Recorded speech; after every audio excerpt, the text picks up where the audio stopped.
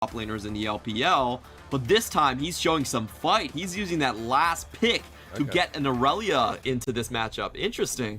Now, the reason we rank this top laner, Xiaopeng's just trying to steal some things away. Scuttle's going to go into the brush. Xiaopeng now spotted out. Sleep not used yet, but JJ still following. Devastating charge once more, goes back in. The Onslaught of Shadows is available. Lilting Lullaby there. He gets the fear off, but JJ kites away. Scout here as well. The command protect doesn't save his life. And first blood over to EDG with Twyla now in a bad position. Fladre's coming in. The shockwave locks him down, and Scout will drop as well. Chalitza saving the day. He's slowed down, knows there's no Lilting Lullaby. The flash from Flandre gets him out, and TT managed to get more than they thought. Yep, so it ends up being a mid laner for jungle trade, which is definitely in favor of TT.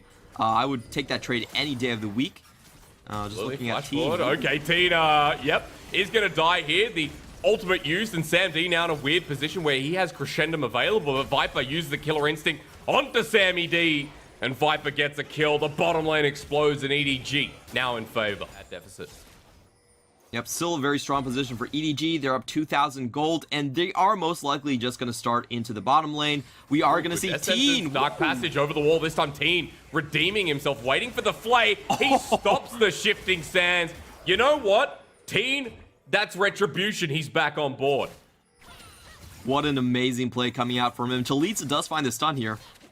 Does, but Flandre just kiting him back, has a bit of movement speed, gets Hyper almost one more time, but the re-engage here. Attacking is, I would say, more important on TT's side, just because they are behind in the early game, and they do need some comeback mechanics. They have drafted a very... It's about TT breaking in now. And look at where they are. Look at the health bars. TT as well can't just make the trade for the Herald, the second Herald of the game. So they want to challenge this one. The flash in from Team, force the flash out from Viper. Double TP, but TT's health bars aren't favorable. The smite comes in way too early, but it is Aphelios who gets it. Sam D securing the dragon could be big, as meanwhile Flandre into the backline, flashes forward, the Onslaught of Shadows onto Mako, but everyone from EDG that does damage is free hitting. Flandre sacrifices his life, while meanwhile Chalitza being a bit of a big beefy boy himself. 3 versus 2, Mako's running at them with the Facebreaker at the ready, the Haymaker down the middle, and JJ trying to get the slow down. He spins once to win, autos the second time, and the kill goes down with Sam D, the only remnant left alive.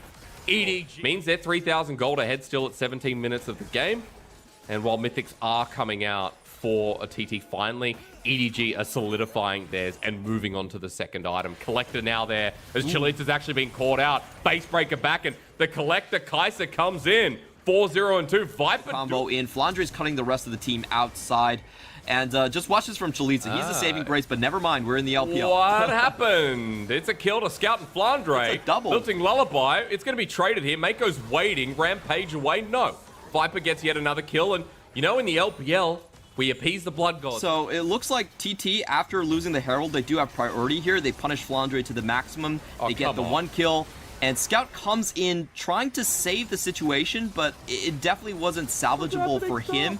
However, he does get... Oh, wait. Oh, I just noticed that we have a fight in the top 2. Chalitza's dead again. If they could split the formation for TT up. Get the dragon though in the meantime. You know, TT we're heading towards that soul. Could have been something for the comp you talked about, scaling better. I don't know if we get a chance because Viper's in again. Twyla, say goodbye to your ball again. Twyla goes down and he's 0, 2, and 4. They just keep finding picks. Yeah, that was so well done on the side of Viper. I believe he had a slow to start that one off as well. Yes, he did have the red buff, so he was able to tag down Twyla, and that's pretty insane when you think about Twyla as their main wombo combo piece, just going in. Scout going in, doesn't get anything, has to flash the emote. Okay, hook onto Mako though, meanwhile. He's got a full bar ready for the showstopper and the Haymaker combo. Sun turret set up. Chalitza comes in, clears the wave. High damage build. It's very quick at taking Barons. You could definitely see with the Gnasher's Tooth coming out. Yep. Mako might be stuck though.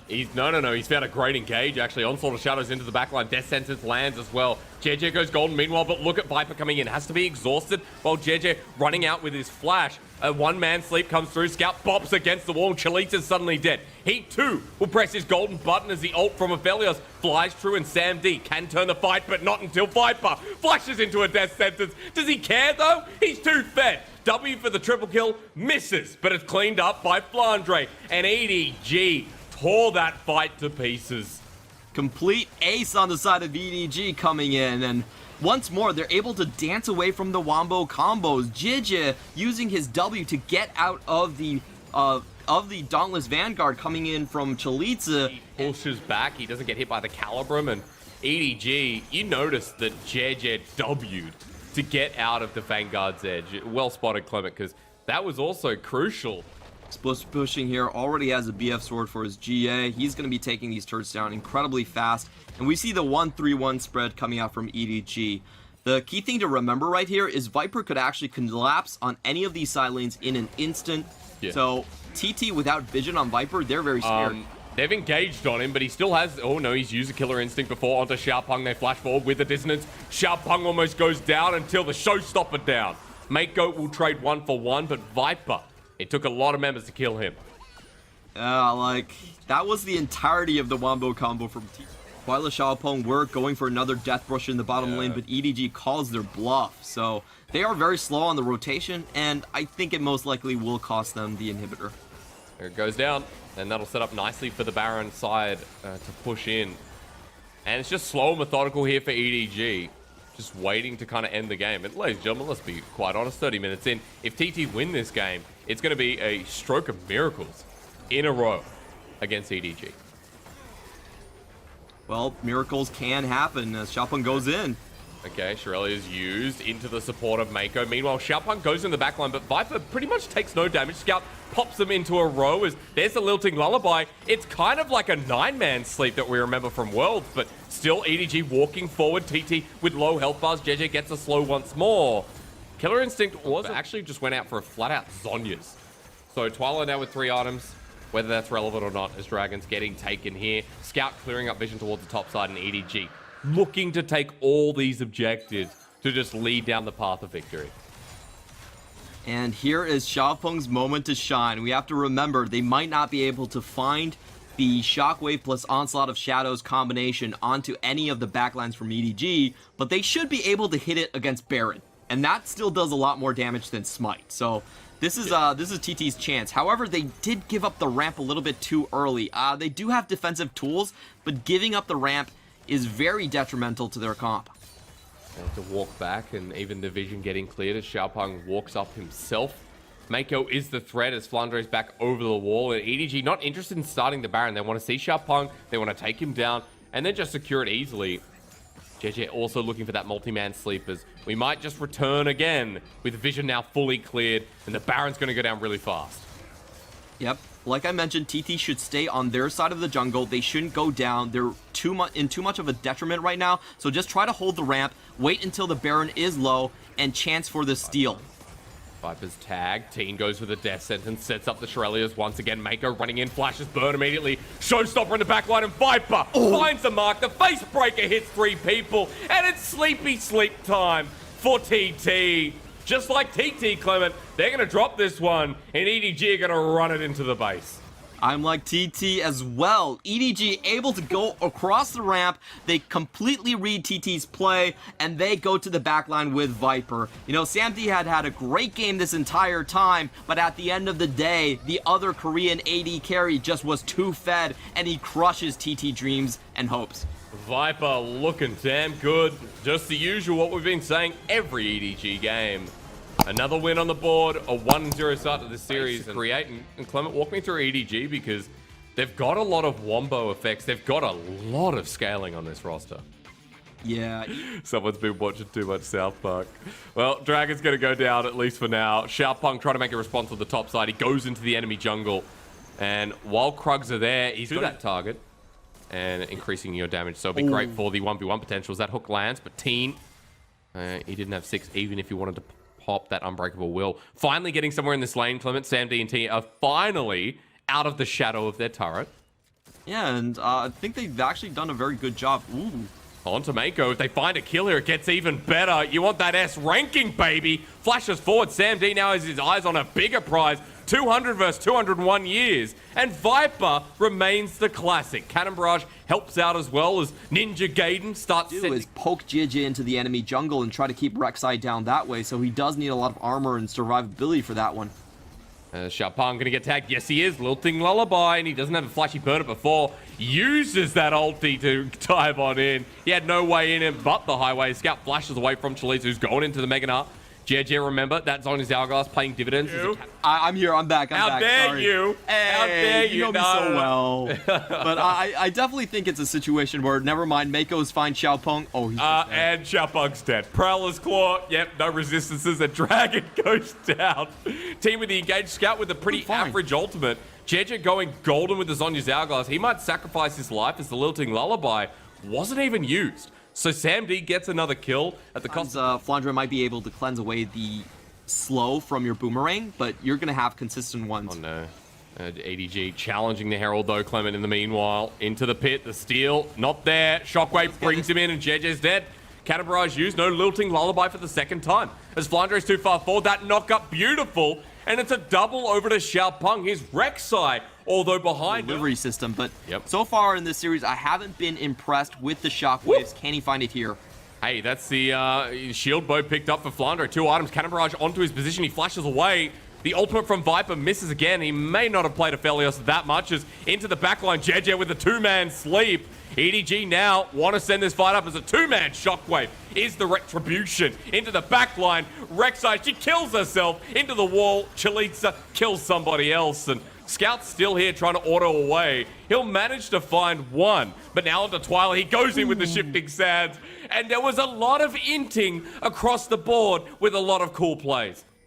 That was a really cool comeback from TT. They actually got chunked down early by Flandre, had to go into the river without really boxing out EDG onto the top side, but in that critical blue choke... What they're fighting over, the Infernal's up in 3 seconds. It's going to be a very close one, and the question for EDG is who's actually going to poke their head into this fight first. It seems like to me that they're not going to have a choice. Teen starts off the engage. Chalitza here going into Mega Nut. Scout bops him away. Shockwave hits onto 2. But Viper's already got the pick onto Xiaopeng. His team is running for his life. He doesn't want to be turned into red meat while Sam D takes the Moonlight Vigil with Infernum attached. EDG, 5 members standing means 5 members going to Dragon. Oh, that was kind of tragic for Xiaopeng, but I believe he blew up before he could deliver the ball to where it needed to be. So the Wombo combo falls apart, and he also pays with it with his life. Oh my god. Viper is just walking into turret. It takes no damage because Sephram. And goodbye. If that was any hope of TT defending, and Viper just continues to show his muscle. And Xiaopeng finally gets the item that he needed the most. He picks up the perfect timing here. He's going to have the stopwatch so that doesn't happen again. But I do want to see how that fight started off. I felt like it was actually a pretty decent, a great lilting lullaby coming out from JJ, zoning everyone out. And in pure LPL fashion, we come back to another replay. The fight, he has to teleport in, but he's going to be so late, and he doesn't have the cannon barrage just Clement yet. setting up the barrel chain. He has the cannon barrage in about 3-4 seconds, but Xiaopeng's going back in for the smite, and TT have secured it. JJ now running away from a big angry dinosaur. He gets slowed down into the wall, sent back into his team. Team bops him up. It's asleep, but he's the one who could go to bed in the end as Viper ranging down. Chalitza gets hit by the cannon barrage, but it's too late. Team will be the trade while Xiaopeng is waiting on the back end.